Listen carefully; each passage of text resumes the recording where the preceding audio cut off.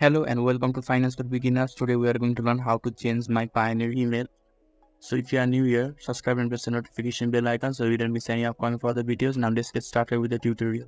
So firstly you need to open the Pioneer. In order to do that, you just need to go to your web browser and in the search bar you need to type Pioneer. After that you need to click enter in your keyboard and the web search result will be shown. And on the first web search result there will be Pioneer official website. You just have to go there and sign in and log in, and when that sign in and login process is done, this is the home page that is shown to you. So now you just have to go to the right hand side. On the top right corner there is a person icon, just click here. After that there is the setting option here. You just have to click on the setting option, and in the first option there is profile setting, and you have to click on the profile setting, and in the first option there is names and email. You just have to click on the edit option that is on the right hand side, and here you can change your email.